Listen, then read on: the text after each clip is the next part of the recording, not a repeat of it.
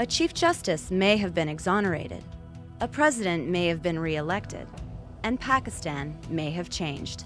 Next on Global Pulse. This report from South Asian Newsline attempts to explain the complicated political situation in Pakistan. General Pervez Musharraf swept to a victory in a presidential election marred by resignations and boycott by opposition parties and questions about the legality of his candidature pending in the Supreme Court that prevented the official declaration of results. The ruling coalition's majority ensured that Musharraf beat the two rival candidates, but his fate will not be known until October the 17th, when the apex court is due to rule whether he was eligible to run while being an army chief.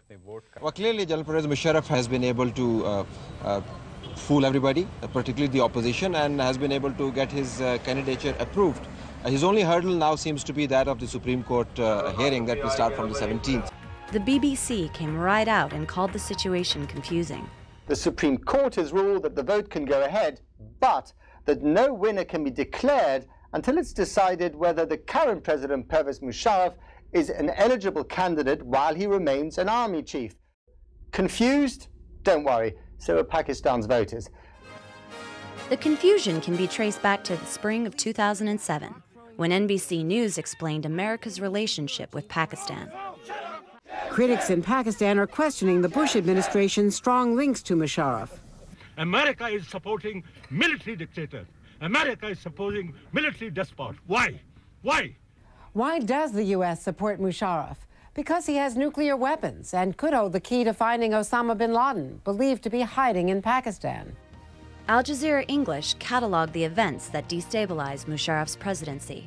President Musharraf is under fire from many quarters within Pakistan, and this is one of the reasons. Back in July, he ordered the dismantling of what he called a radical seminary. The storming of the Red Mosque turned into a week-long siege. Around 100 people were killed. The incident caused widespread anger. On the political front, Musharraf has been fighting calls for him to step down after he ordered the suspension of the country's chief judge, Iftikhar Chowdhury, in March. After Musharraf suspended the Chief Justice, there was an extraordinary uprising of lawyers and judges, as reported by the BBC.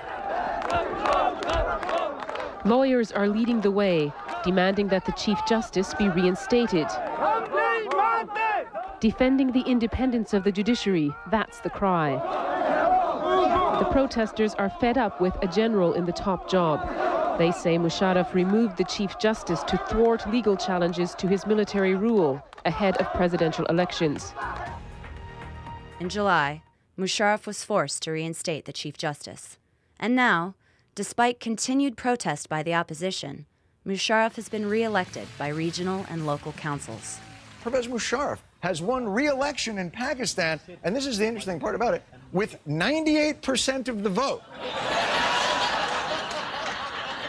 I found him charming, but 98%?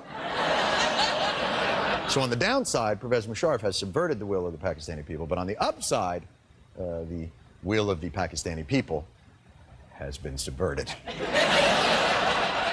Nonetheless, Musharraf's victory is tentative until the Supreme Court rules on his eligibility to run. So it's the Chief Justice who will decide Musharraf's fate. This is Erin Coker for Global Pulse.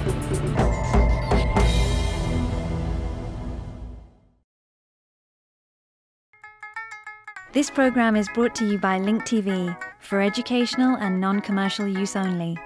Link TV is the only US network dedicated to global and national news, uncompromising documentaries, and diverse cultural programs. Programs which connect you to the world.